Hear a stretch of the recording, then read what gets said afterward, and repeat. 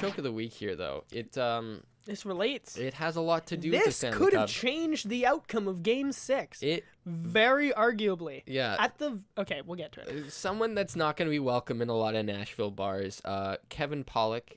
He was one of the 2 officials, head referees for the Nashville game, Game 6, against The game in Nashville. the game in Nashville against the Penguins. He had a bit of an oopsie daisy. There was a play 1 minute into the second period. There was a shot on net on Murray. Goes right through his arm. Murray grabs it for a sec, but it flops off of him and Goes behind him. Murray doesn't know it's there. He holds his body position, looking at the ref, waiting for the whistle. Doesn't get it. Or does he? Or does he? Well, actually, he got it real quick. Too quick. He barely had the puck. Like It goalies, would barely hit him. yeah, goalies who actually physically have the puck usually have to wait longer than that for a whistle. But anyways, Murray has the body position as if he has the puck. Kevin here loses sight of the puck. But the puck, however, rolled in front of the empty cage. Like behind him. Yeah, diving Nashville player pokes it in. No goal because the whistle had blown when the puck was not in the net yet. Now, here's what's interesting about this. Hold on, what word was that there? Here's what's interesting about this. Okay. Did I screw it up? Well, I don't know. When you listen back in post, you'll see it. It just like I had a phrase last week that came out on top of each other. Okay. Anyways, so based on body language and like certain angles, looks like Murray made that save. Oh yeah. No doubt about it. But he didn't. The whistle came quick, and diving player scored. There was a very similar situation that happened in Calgary earlier this year. Okay. Somebody pointed it out. Again, ref lost sight, blew the puck down blew the play dead. Right after that, a goal was scored. Like, absolutely. Yeah. Like, it was so quick, just like this. Like, didn't change the play. The whistle, it's not like everybody stopped and this guy scored. The refs, they have a little meeting, and they're like, yeah, actually, we're going to take that back. That was a good goal. Really? Because there is a rule in there, in the handbook, that says if something like that happens, like, the ref totally misplays it, and it's like a fraction of a second, the goal is allowed. Or at least it's loose enough that it happened earlier in the season. Like, the wording is loose enough that they're like, yeah, I guess, this is a goal. And they called it back for a regular season game. Yeah. You'd think if they can do that then, the Stanley Cup final, they would call it back. It wasn't a fraction of a second between the time when the whistle was blown and the goal happened. The whistle was blown, the puck was free, and then it was jammed in. Yeah, so but it wasn't even on its way in before the whistle was blown. But it's not like anybody stopped playing yet.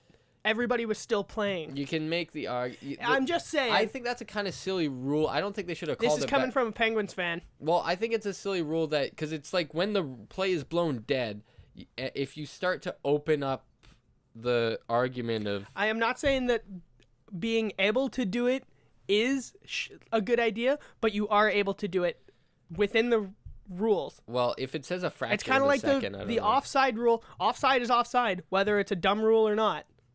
Yeah, I don't... That is the rule. And they found a loophole in the rule earlier. I'll have to see what the actual quote of the rule is, if it specifies the time, or...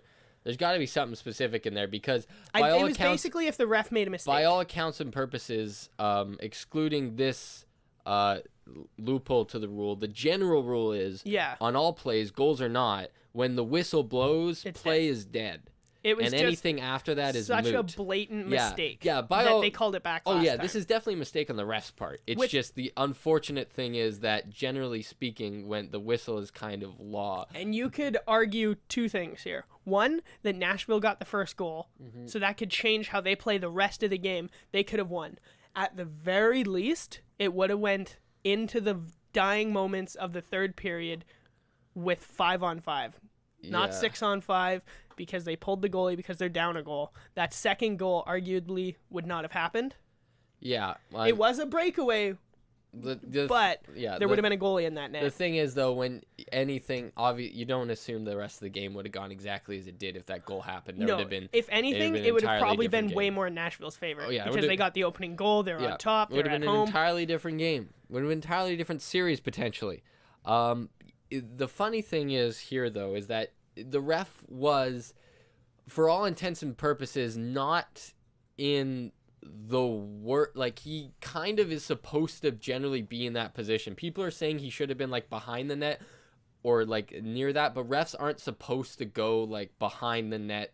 They're not like, I know a lot of times in NHL, like refs are like behind the net pointing like that. But anyways, BC hockey, and when I take my little stupid ref training camps every year to go ref minor hockey, higher up people who come in and teach that say that like that's a thing for some reason NHL refs do as like because it looks good to go behind the net and point when a goal's in kind of thing. But generally the position of a ref is you should be, if the puck's on the same side as him, you should be on the boards, and if the puck's on the other side of the ice, then you're kind of like halfway, you're at the face-off dot. Yeah. So he was further back because the puck was on that side. It got shot from that side. He was down low because the play was coming in that side, and then they shot it. So he's just, yeah, I don't know. It's unfortunate positioning. Really. What could have fixed the whole situation is he didn't see Murray with the puck. Yeah. So wait a sec. Yeah, exactly. That's like the thing. The whistle was just too fast. Yeah, Either change your angle or see if you can see it in a second. Because what's the harm? If Murray genuinely has the puck, he's gonna have it in a couple seconds, in like a split second when you go to skate and get a better angle. If he doesn't have the puck, in a split second, like a half second later, the goal was the puck scored, was in yeah, the net. So you should have waited. He should have Exactly. waited. I don't think people are saying his positioning's wrong. I think his positioning was fine.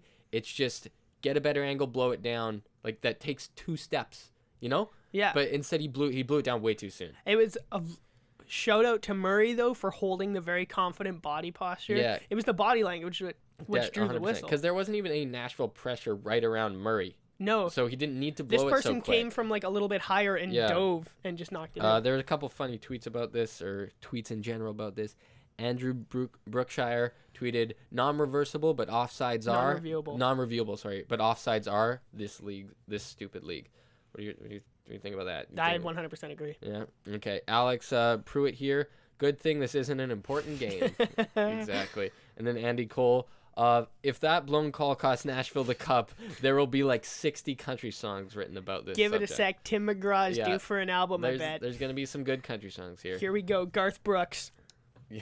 Cup in 6. Oh, unfortunate. Yeah. Unfortunate. But,